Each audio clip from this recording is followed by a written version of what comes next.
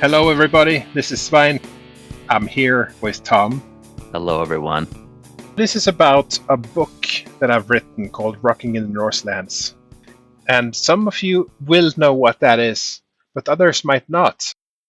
Yes, so this is about a book, but it's not just a book. It is an amazing book. It's a monumental book. It's something that those of you who've been listening to The Great Divide for who knows how long, you probably heard us talk about it occasionally. And if you've been a Facebook friend of Swine's, or if you've been on the Great Divide podcast page, we haven't talked about it that much on the page, but occasionally some of the stories that Svein will write will pop up. So I'm going to let Svein talk about what inspired the book and all the details. But if you have ever, well, let's just put it this way. As a listener of the show, you know how deeply Svein gets into the topics when we're talking about big country. You know how deeply he goes into the annals of research and things that you thought you knew but actually didn't know, and then things you had no idea that even happened. And that's just about big country. So this book is about so many different artists and bands. It's just incredible. So I know you're talking about the origins of this and how it came from your Rocking in the Norselands website, which was a place where you would post really in-depth articles on things that, quite frankly, I would look at the titles and I thought, I don't care about that, or that doesn't really interest me. And then a couple paragraphs in, I'd be like, wow, this is amazing. So I don't want to hog all the conversation here, but I will say this too, that one of the things it reminded me of was there used to be a show on VH1 here in America. I'm sure it was on other countries too, but it was called Behind the Music. And I watched that show every time it was on, even when it wasn't about an artist that I was really into or liked or even felt a strong emotional connection to. I always watched that show because of just how well it was done and how it could make anything entertaining. And that's what you've got in this book, Rocking in the Norselands. So it's a compilation of so many of the things Svein has written over the years.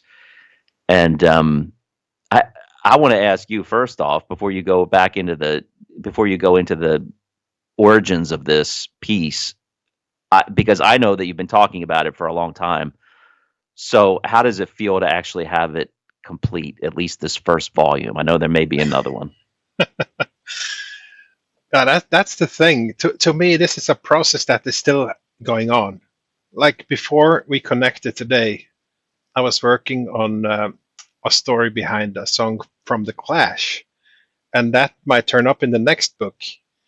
And I'm always writing stories. I'm always doing the research. I mean, I haven't always written the stories, but this is really an interest that's always been there, right? From when I was little, and I do get a little into that in the book, in the first chapter, the introductory chapter. It was actually someone that, a friend of the podcast, Ayelet in Israel, she asked me a question once, and I don't know even if Ayelet remembers this, but she asked me, how did you become a collector and why? And I thought, oh, that's interesting. How and why? Because how is kind of an interesting thing, but why? Surely it goes without saying why people get interested in music and why you end up collecting and why you take a deep interest. But actually, no, it might be different for everybody. So I talk a little bit about me there in the book. But in short, I've always been fascinated with the stories behind all the songs I hear. I always want to know more. I always research. I always try to dig. And that's for anything I'm interested in. It's not just one band. I think when you asked me to join the Big Country podcast, that's one of about maybe 30 bands I can talk about in the same depth as Big Country. Or maybe there's 50. That would be good enough for any kind of podcast. But 30, wow, if you want to go really deep. You see some of that in the stuff I write. The thing to note, though, is that I've always written. The Norselands thing is just the first time I've written under my own logo.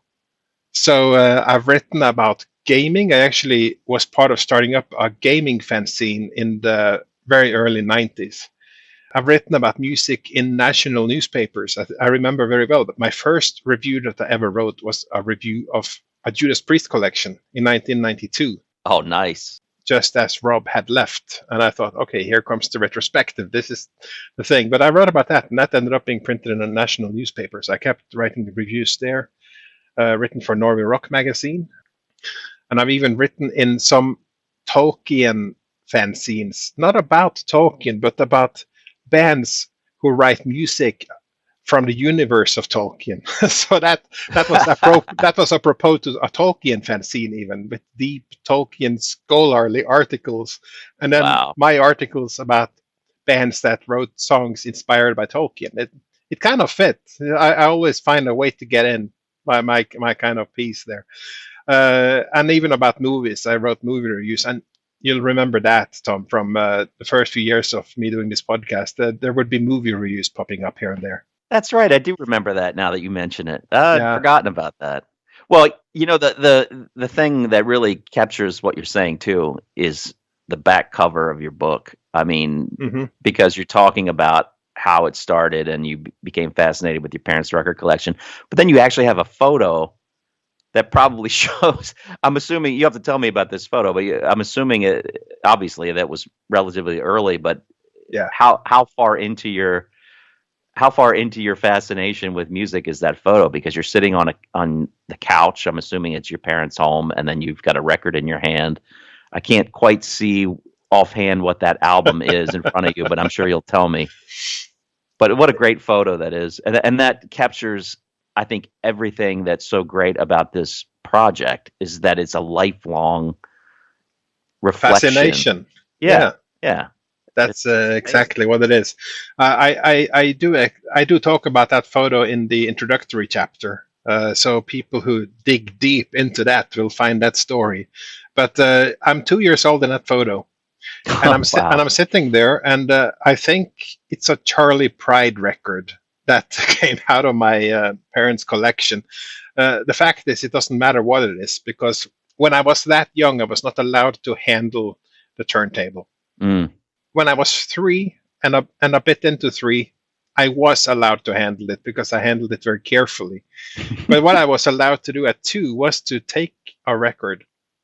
And what you see in that picture is I have an ambulance toy car with a blue light on top, which fit exactly onto the center holes of vinyl records. So I would put vinyl records on top of my ambulance car and spin it around with my finger so it was circling, and then I would sing the song. That is so great. That adds even more depth to that photo. Because I was wondering what the car was underneath it, so that explains that. What amazes me is that I was allowed to do it with the records of my parents. Some kid just taking it and playing it. But I think they thought, oh, our son is singing a song, and it's probably very cute and all. But no, it's a very early photo. I think it's the earliest photo that exists that kind of links me that strongly to musical hobbies. So that one had to be there. But yeah, I talk a lot about those formative years and growing up and deep fascination with music. But the fact is, I've always written about this. So the clincher, and I tell this story as well in the book. It was a Deep Purple concert in November 2017 that I went to, and had a great evening. But one of the things that shocked me a little bit, I was standing in the merch booth, and more than just the normal T-shirts, they actually had CDs there, and those would be solo project CDs from some of the members that they had signed and stuff. And then I noticed a lone, partially banged up CD cover just hanging on the wall back there, and I said, "What's that?" And was basically told off that, "Oh, you're not interested in that." And I said, "Well, tell me what it is. I'll tell you if I'm interested." And they actually dug it out, and that was a lone CD by Mickey Lee Soul. Mickey Lee Soul is not a Deep Purple member. I think most of the people who were too busy buying Perfect Strangers T-shirts would have no idea who that is. He was hired to work for John Lord as his keyboard tech, several years ago, and then he went on to work for Roger Glover as his bass tech, very personal friend of those guys. But he popped up in the music world first in 1972, playing in a band with Ronnie James Dio called Elf. Elf released 3 albums, and then Ritchie Blackmore basically took them over, kicked out the guitar player, and they became his backing band to Ritchie Blackmore's Rainbow. So for the first album, Mickey Lisole was the keyboardist, actually the piano player for Rainbow. And by the next album, only Ronnie James Dio had survived. So that was really the start of him. And then I'm very fond of that early Rainbow band and the Elf band, really. So the fact that a solo CD of this guy turned up and it was signed, it was lying there all lonely, beaten up, clearly dragged from city to city, nobody interested. It was not put in a prime location. But I picked it up and I thought, I wonder if he's here.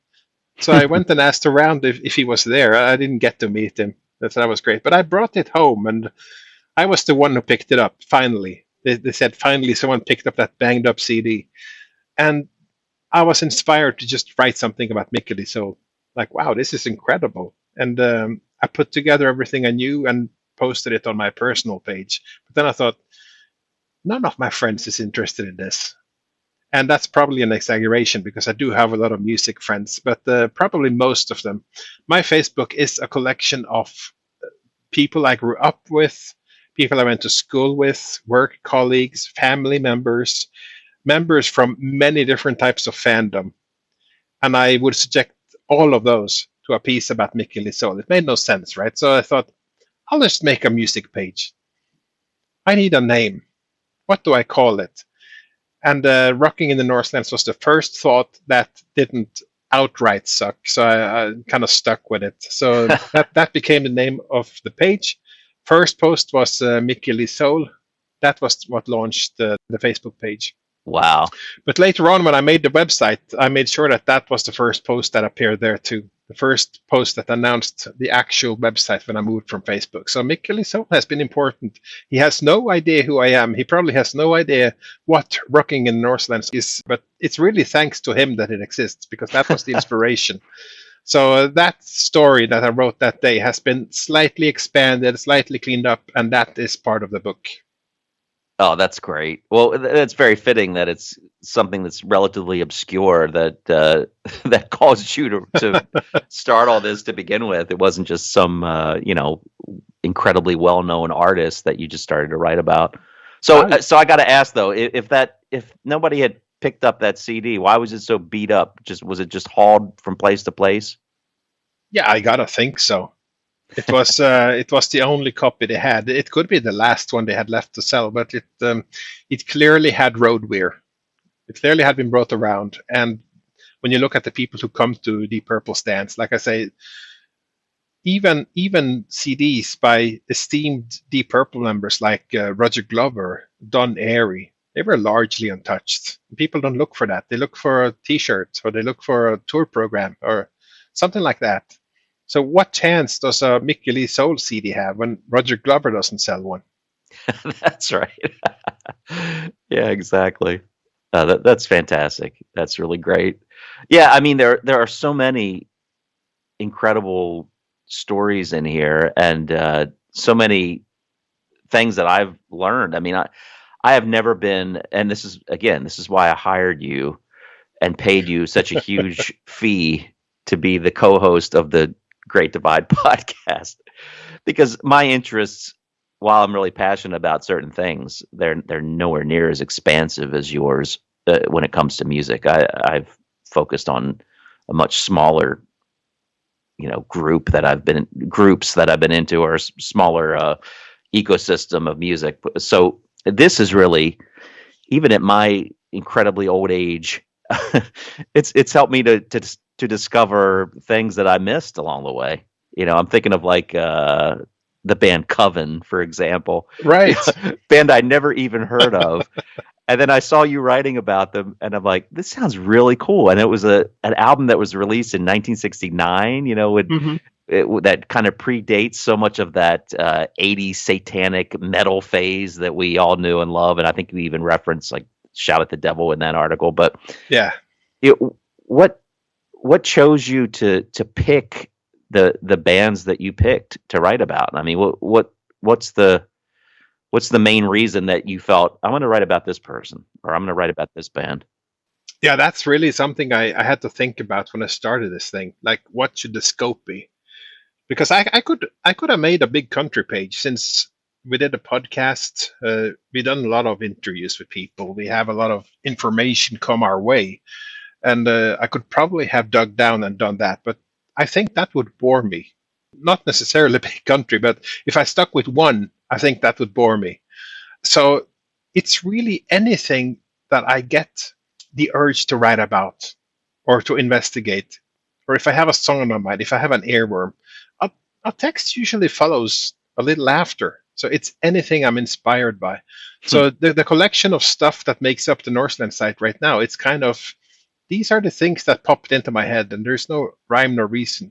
There's probably been a couple of conscious choices along the way, like I should really be covering this because this has been a huge band for me. Other times, the material just comes my way, and I say, "Oh, this is great. Let me dig deeper into this," and also look sideways at this other source, and then you go down the rabbit hole, and something comes up.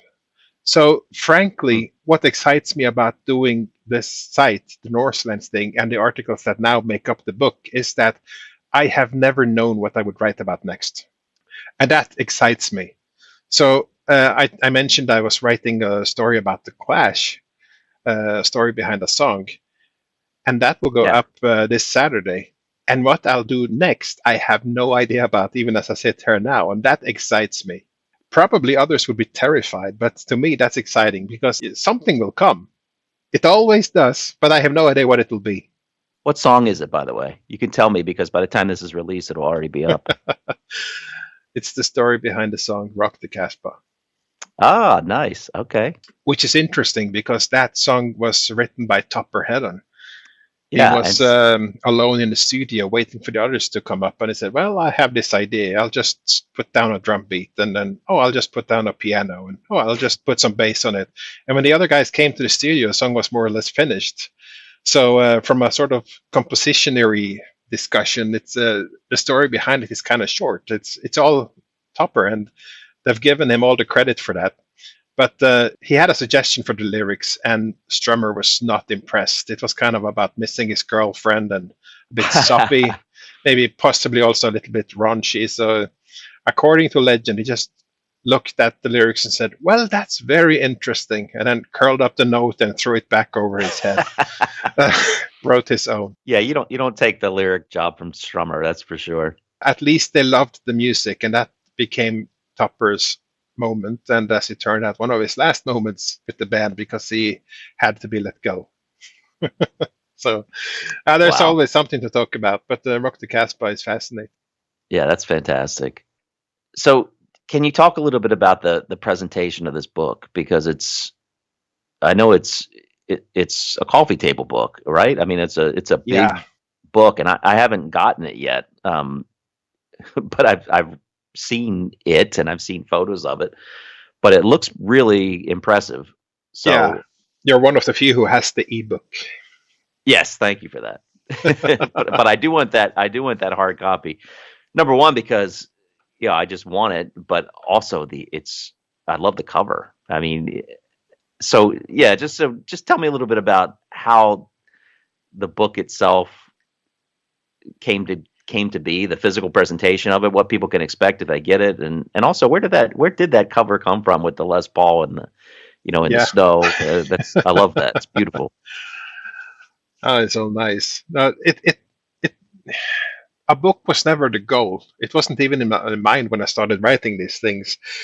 But I was the first thought came as I was moving articles from Facebook to the website. I was basically rescuing articles, the old ones from the first 2 or 3 years, from the depths of Facebook where they would be lost forever. Actually, the reason I abandoned posting things on Facebook was because of the WKW album. And you, Tom, will remember this. I wrote a review, and Facebook rejected it for being too long. I do remember that, and I couldn't believe it. Yeah, it surprises no one, probably. I wrote something that was too long. But that really was the start of me saying, okay, I need a website for this, put them on the website, and people can find them and search them, and I have filters there, and they will keep existing. And in that process, even brushing up on a few. And then I thought the real permanent home would be a book. I really should look into collecting these, because one day this website will be gone. Then they won't exist anywhere. So a book is a bit more permanent place. So that was really the main motivation. Let's preserve all these things I'm writing. And my goal was really first to make a book for myself. But then I mentioned it to some people who said, "Oh, I'd like a book."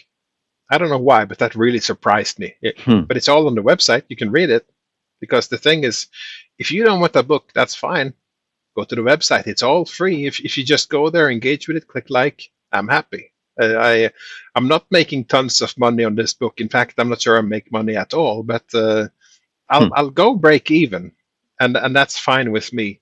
Because if I was going to make a book, it was always going to be a premium book. It was always going to be a large, lovely, deluxe coffee table book.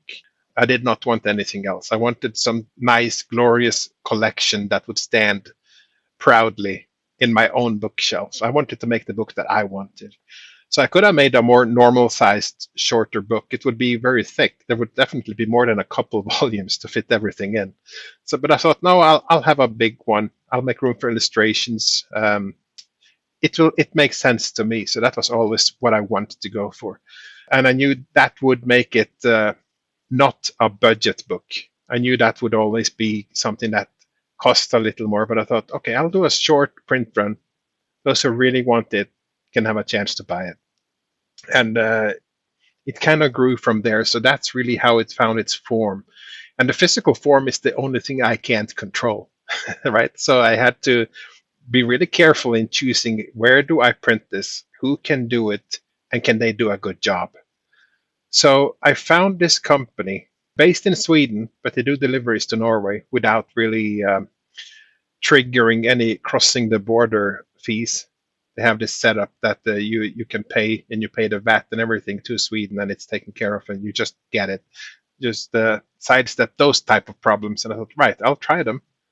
And by trying them, I wrote a short book and put it in the publishing system and ordered a few copies. It came back looking glorious. I thought, wow, this is really good quality, and the paper is good. And I picked the same quality that I did for the Norselands, which is kind of premium paper quality, and the solid binding and stuff. That's what I wanted to have. I wanted to have something excellent.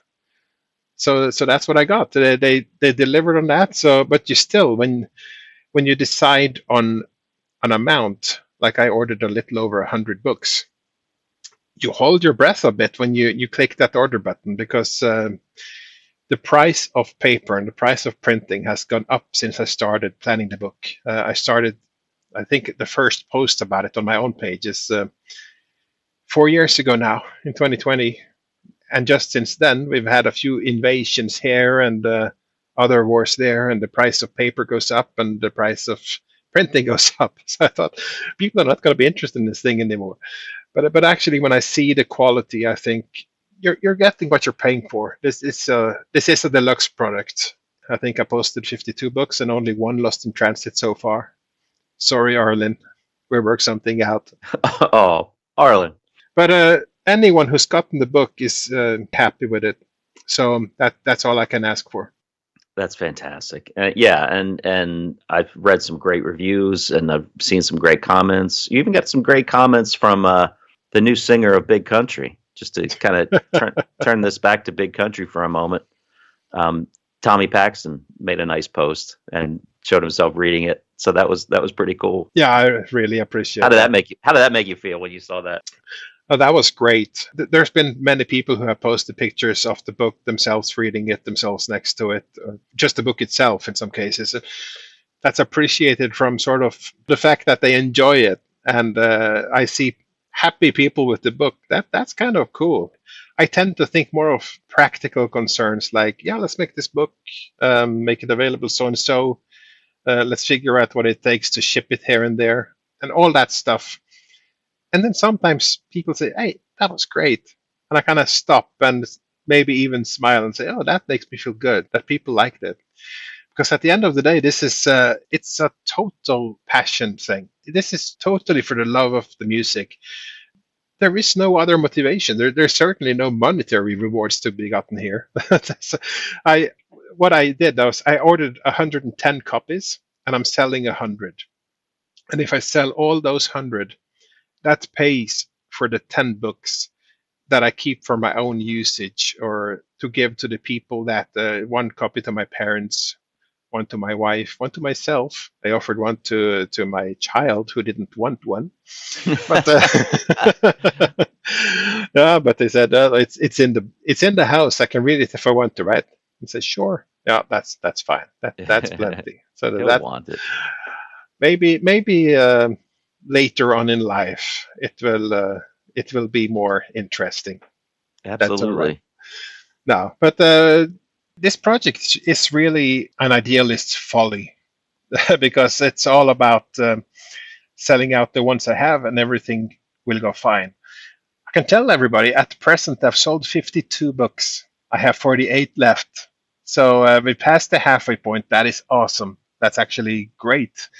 It's already a success in those terms. But I do have 48, and once those are gone, I can't see that I will ever do more reprintings because I'm paying out of pocket just because I really want it to happen. And I have stock, and that's a story in itself. I wasn't at home when all the books arrived, but Jen was, so she Hmm. received them.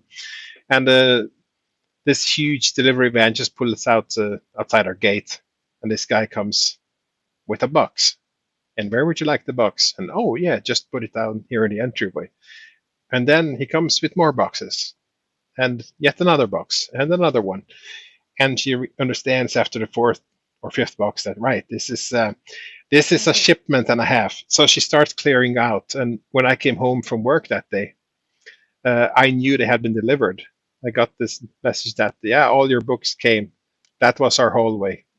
Basically, now it's filled with boxes of books. So I came home and oh my gosh, couldn't believe it. It's just this sneaking past the towering row of books by the front door, and then later in more stacks of books. That's when it becomes real, folks. When you get those books and think, "Geez, this is a lot of books. How the hell am I going to sell out so many books?" So because I just write these things out of I love to sit there and research, and that's what I mean. Like even after I get the books, that doesn't stop. I keep writing these things. I keep putting out articles because that's just something I love to do. I didn't always write articles about stuff. That's just something because now I have a website. I have an outlet for them, and somehow it all fits into this book. And I can mention just how is this book organized? Because that was also something to think about. How to present it. I could do alphabetical. That would make sense on one level, but I was thinking this is not a record collection. My record collection is, of course, alphabetical, and then by year within each artist and all that stuff. But I wanted this book to be a little bit different, so I decided on the timeline approach. So the first article in the book is the oldest article from a timeline perspective. So every article is sorted by when did the single come out? When was it released? When was the album released? At what date was the show I write about held? When did the event happen? By organizing things chronologically, you kind of have a timeline, a rock and roll timeline or a music timeline of sorts. And it starts in 1955 with a story about DJ Fontana, who was Elvis Presley's drummer, his longest standing drummer from 55 to 68. So it's a story about Elvis in a way, but it's not about Elvis, it's about DJ Fontana. That's how I'm different. That's why I write about Mickey Lee Soul instead of a member of Deep Purple. That's why I write about DJ Fontana instead of Elvis Presley. And it goes on from there. So after 55, you move to 56, and oh, here's Johnny Cash with the I Walk the Line, and you move on, and whoops, here's Screaming Jay Hawkins, I Put a Spell on You, and all these stories. And you walk through every decade, really. So the 50s isn't the largest one. You get into the 60s, there's quite a lot more. You get into the 70s, there's a whole lot more. And this book ends in 1982. It ends right before the plethora of big country articles that people are wondering, no doubt, are there any big country articles in this book? No, the timeline ends before big country begins. But there's a couple of references before that people can find if they look for them. But book two will have a lot of the big country stories. That has the story behind Chance, story behind Wonderland, the infamous Reading Festival where they demolished the stage with fireworks. That's all there. The story of Look Away, the story about all the way up to the journey. But for that to happen, I'd like to sell a few more copies of book number one. If that book stops at 52 copies, I'm afraid I will not afford to print book two. So, if nothing else, buy book one to make book two happen, and you get all those big country stories. That's fantastic. So, how do people order this? Where do they go to get it? And if you could preface that by telling us how this book compares with really the one that set the trend and set the bar so high, which is the Kiss book, Magic, the Kiss Chronicles. Oh man. Well, for those who don't know, Magic is infamous in Kiss circles for being a book that was very expensive, more expensive than the Norselands book, I think, and was crowdfunded. You had to pay for it ahead of time, and then it would be produced and delivered. And I don't know how many years it's been. 10? I think Not I saw a quite. thread about it recently that it's been like 7 years. Okay. Well, there's no sign of anything being delivered anytime soon, and the author has stopped providing updates. Yes, and I I think paid for that, and I'm sure you probably did too. Oh, I paid. I paid for 2 copies. Oh no. Such a fool. So there you Uh, go. No, so actually that it wasn't like a major reason in my universe for making sure that I had products when people paid, but that's just a principle that I wanted to have the books ready. I was not going to go the crowdfunding route. I was going to make sure I was done, print the copies, get them in hand, make sure they were presentable and of decent quality, and then offer those for sale to people. So that is important. That once an order is placed, there is actually a product going out, and you will get it, unless you're Arlen. he will get it, and he works for NASA. He should be able to find that. Come on. It's probably gone to some station in orbit or something. I was going to say it's circling the Earth as we speak. That's an alluring thought, actually, to have a Norselands book circling the Earth. Yeah. Oh, but yeah, the book can be gotten on the Norselands page at norselandsrock.com. And in the menu on top, there's the largest field, you can't miss it, is Rocking In the Norselands book. So you can find it there, and there's a page with general book information and also a book ordering page. So there's a form, and that form will come to me. And this is manual. Like if you by accident send 2 forms, obviously I'll catch that. So the thought is, you tell me how many books you like, you tell me how you want it sent to you, you tell me how you want to pay, and I get back to you and I verify that I'm holding a book for you, and I verify the amount, and we set up the way of paying that's available to you, and we get it done and we get it shipped, and that's that. So we get to have a little exchange after you send that form in, and we'll figure it out. Nice. Yes. So please order this book. It's something that, well, one of the great things about it too is that there's so much more here than just, song stories, which are great in and of themselves. But you've also got, I love the different categories. You've got the rock and roll war stories, the stories of behind the song, but you've also got things like about the Rolling Stones logo, how that came to be, and mentions and write-ups about specific iconic live shows that happen.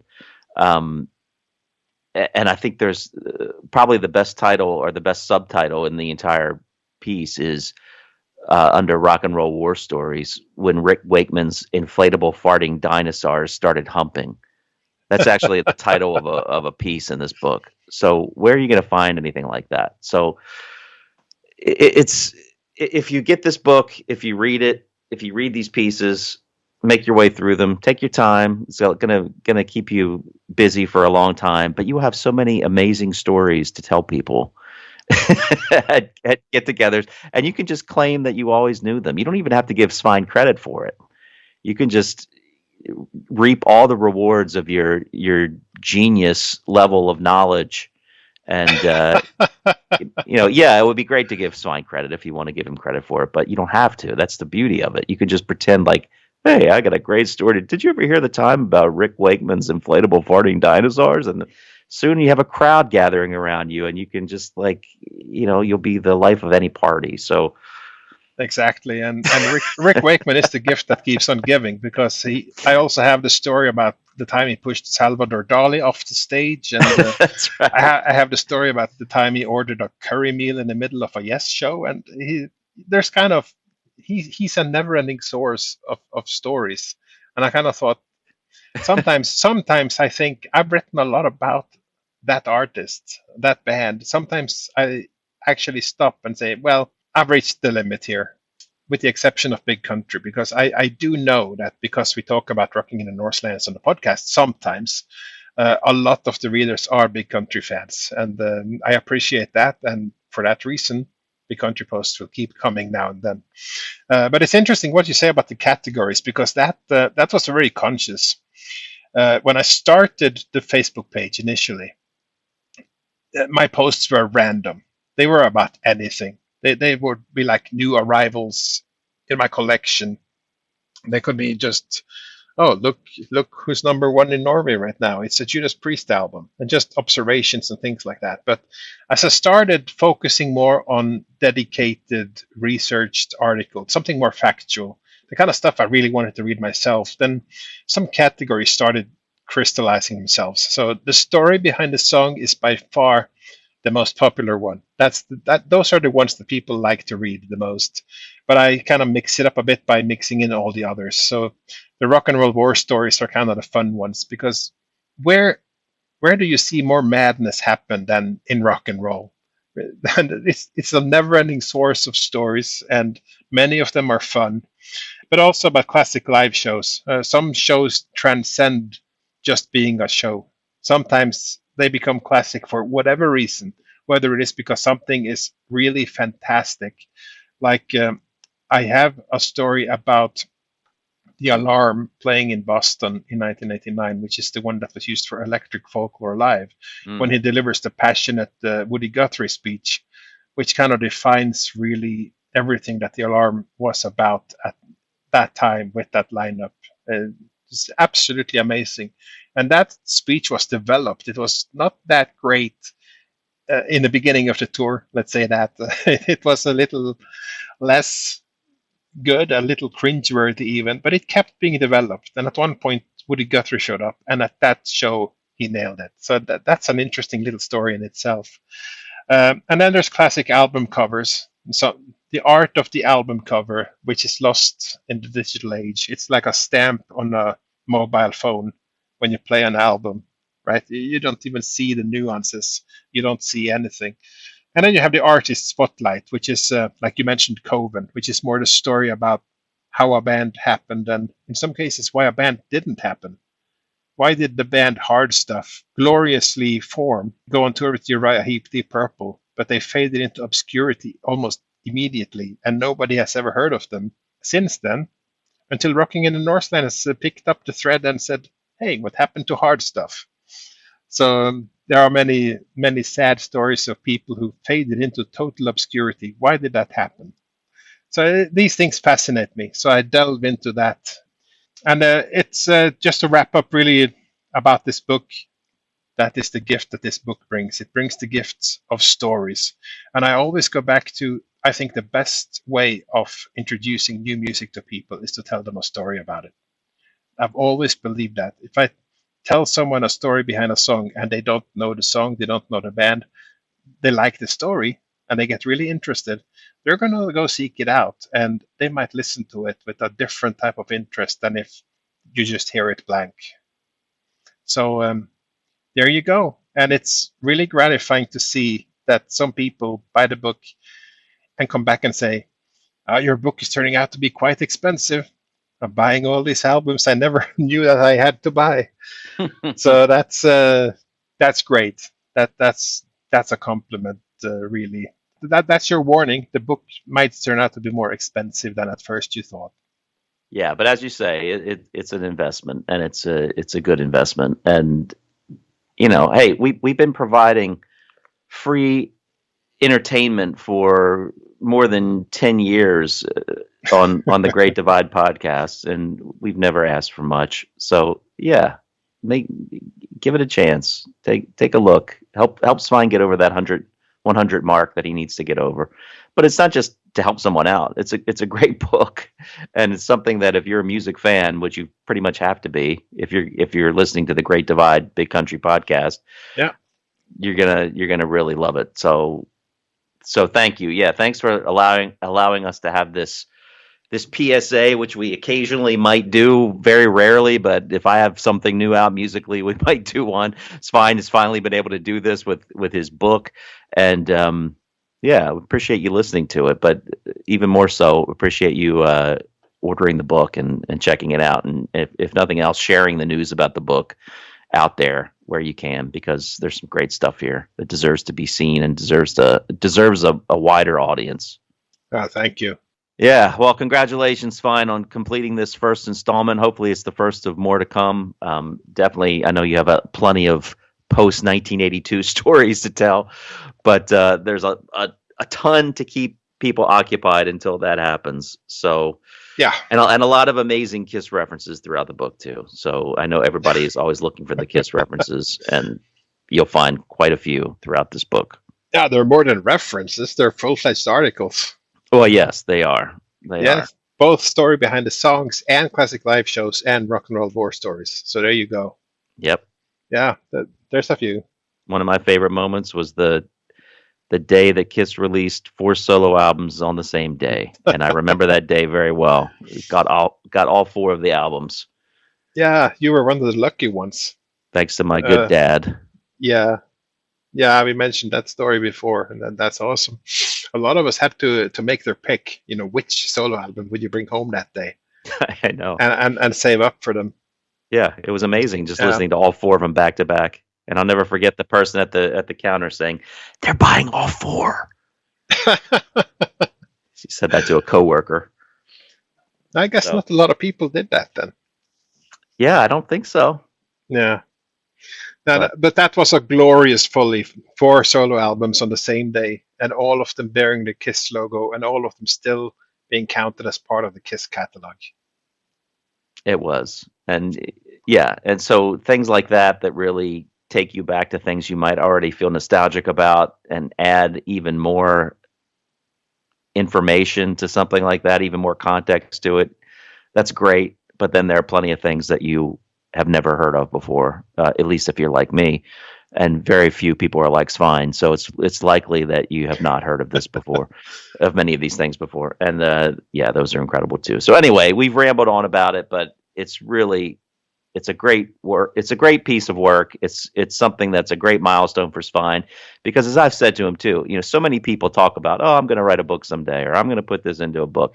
It never happens. It takes a lot of work to do this. It takes a lot of commitment and focus, especially when you have another life that you're trying to deal with. So my hat's off to you, Svein. Even though I don't typically wear one, it is off to you for actually doing this, getting it done, something you can be proud of for the rest of your life. And I know that Nicholas is gonna be loving it too, if he doesn't already, and he'll be proud of it as well. So good job. Have it. Yeah. You. He might have turned the book down, but I know I need to keep it handy for when he wants it in 15 years, because you just gotta. No, but it's been a great milestone, and thank you for saying all that, because I just do my thing with music as far as research and writing about it and posting it, and that's the easy part. The hard part is trying to sell it. That's really awkward. I'm very uncomfortable posting about it, but I've done my posts. The feedback has been good, and that's encouraging. So I wouldn't be comfortable doing it if I thought this was crap. I don't think it's crap. I am actually quite proud of the book. I think it holds up really nicely. I think it's turned out very, very, very well. And it's large. I mean, you mentioned how big it is, but do you know how heavy it is? No, I can only imagine, but I do want that. I want to know how heavy it is, and I don't think you've given the full page count yet, unless I missed it. Yeah, I probably haven't. So first of all, the size, it's coffee table book size, and we have a sort of standardized format in Europe where we say it's A4 sized, and that might not make sense to you guys in America, but Yeah, I know what that is. all right. Actually, it was a bit funny because a good friend of ours, Dan Hayward, posted a picture of herself with the book, and she had it angled in such a way that it looked like the book was almost her own size, and that was just a sort of trick photography worthy of Peter Jackson with the Hobbits and things like that. I'm not calling you a Hobbit then, but it was just looked like the book looked humongous, and I was just thinking, geez, it is big, but it's not that big, as big as it looks there. But it is big and has quality binding, and it's hardcover, and it's got nearly 450 pages, which is a Wow. lot of pages for its size. There's a lot of content per page. The exact count, it's 434 pages. That's the exact count. And the weight, well, what you want to guess? You can guess in either kilos or pounds. I would say 15 pounds. That's exactly right. How about 8? It's 3.57 pounds. Oh, all right. 8 pounds. Come on. I don't know. I'm I just think guessing. I think Kiss made a like human-sized book once. Yeah, I was thinking of the same thing. That might be 15. And I But think you've sold more copies of your book than they sold of that. yeah, that wasn't feasible. 3.57 pounds or 1.62 kilos. So Nice. it doubles as a lethal hand weapon.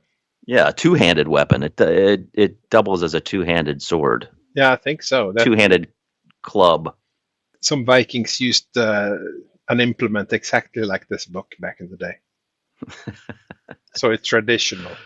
Oh man, it's fantastic. So hopefully people will get it and enjoy the stories. I know that they will, and they're up, as you said, they're up on your website too. Yeah, Get a few previews there, but websites are not forever. The book will be. So get the book. that's the message. So thank you for doing this with me, Tom. You made it a whole lot easier to talk about it. And the book might not be your thing, that's okay. Hopefully, it was still interesting to hear about it. And if nothing else, go to the website, norselandsrock.com. All the stories are there. We'll be very happy to have you just as a website reader. And like the Facebook page, Rocking in the Norselands. They have a life of their own there for the time being, for as long as the website is active. It won't be forever, but it will be a little while longer. So enjoy that while you can, or buy the book and enjoy it whenever you want to. Yes, absolutely. And again, thank you for listening. Thank you for indulging us on this. We will be back to Big Country discussion. There's a ton to talk about, and we've got to finish our, of course, Wonderland, which we will be focusing on. Stay tuned for that coming soon. So thanks, Svein. Thanks for sharing all this. I love it. It's great stories, and congratulations again. And I'll look forward to reconnecting with you to start talking about what's left of Wonderland. Absolutely. It's about time to wrap that up. So thank you for this, and thank you, everybody. We'll get back to you soon.